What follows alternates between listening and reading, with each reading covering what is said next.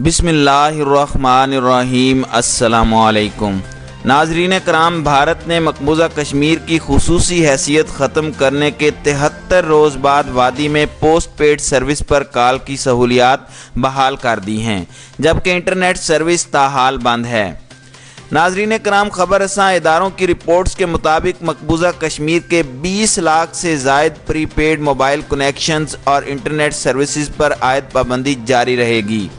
2 روز قبل مقبوضہ جموں اینڈ کشمیر میں بھارتی حکومت کے ترجمان روہت کنسال نے ایک پریس کانفرنس کے دوران بتایا تھا کہ پوسٹ پیڈ سروس سے منسلک تمام موبائل فون کی سروسز بحال کر دی جائیں گی، جو آج پیر سے فعال ہوگی۔ انہوں نے مزید کہا کہ سروس بحالی کا مذکورہ اقدام مقبوضہ کشمیر کے تمام اضلاع پر لاگو ہوگا۔ ناظرین کرام، ترجمان کا مزید کہنا تھا کہ مقبوضہ وادی میں سیکیورٹی جائزے کے بعد موبائل فون سروس کی جزوی بحالی کا فیصلہ کیا گیا۔ تاہم روہت کنسال نے مقبوضہ کشمیر میں انٹرنیٹ سروس بحال کیے جانے سے متعلق کوئی عندیہ نہیں دیا۔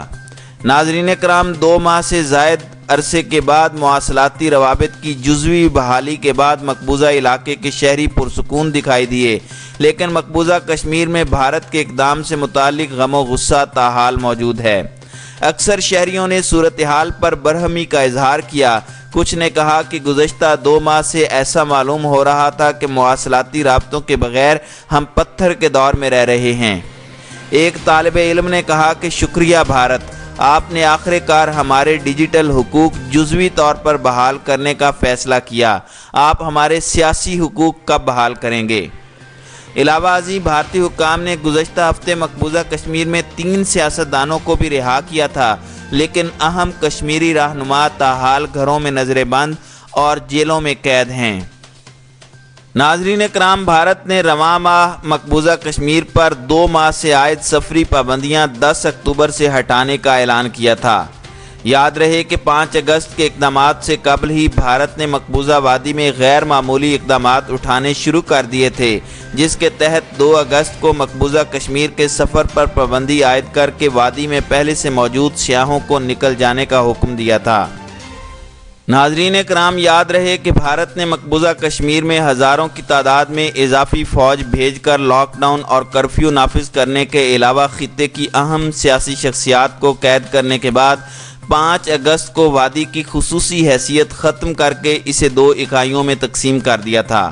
آرٹیکل 370 کے نفاذ کے بعد بھارتی وزیر اعظم نریندر مودی نے دعویٰ کیا تھا کہ اس غیر معمولی اقدام کا مقصد مقبوضہ وادی کو ایک مرتبہ پھر جنت نظیر بنانا ہے۔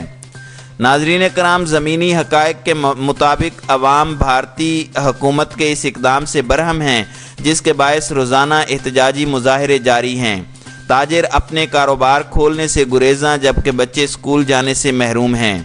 یاد رہے کہ 5 اگست کے بعد سے 4000 افراد کو گرفتار کیا جا چکا ہے، جس میں 144 کم عمر لڑکے بھی شامل ہیں، جبکہ 1000 افراد اب بھی زیر حراست ہیں، جس میں کچھ کو اس قانون کے تحت رکھا گیا ہے جو مشتبہ شخص کو بغیر کسی الزام کے 2 ماہ قید میں رکھنے کی اجازت دیتا ہے۔ اس کے علاوہ بھارتی سیکیورٹی فورسز فائرنگ کے واقعات میں متعدد کشمیریوں کو ہلاک کر چکی ہے اور پولیس نے ہتھیاروں کی برآمدگی کا بھی دعویٰ کیا ہے۔ ناظرین کرام، علاوہ ازیں 70 لاکھ سے زائد کی آبادی پر مشتمل وادی میں ٹیلی فون سروس بحال کر دی گئی تھی، البتہ موبائل فون اور انٹرنیٹ سروس تاحال معطل ہے، جبکہ بھارت کا اصرار ہے کہ صورتحال معمول کے مطابق ہے۔ بھارتی حکومت کی جانب سے مقبوضہ وادی میں سخت اقدامات کرنے کے 2 ماہ بعد وہاں کے ڈاکٹروں کا کہنا تھا کہ حکومت کی جانب سے مواصلات اور انٹرنیٹ کی بندش کی وجہ سے کئی جانیں ضائع ہو چکی ہیں۔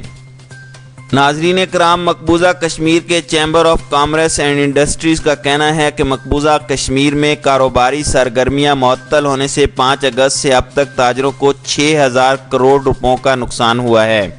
بھارتی مظالم کے خلاف مزاحمتی یوتھ لیگ نے جگہ جگہ پوسٹر آویزاں کر دیے ہیں، جبکہ پوسٹرز میں علماء، دانشوروں سمیت تمام کشمیریوں سے بھارتی اقدامات کے خلاف متحد ہونے کی اپیل کی گئی ہے۔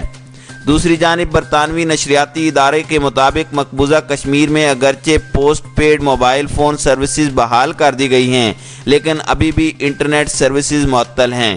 بھارتی سول سوسائٹی کا کہنا ہے کہ کشمیر میں حالات ویسے نہیں ہیں جیسے حکومت پیش کر رہی ہے۔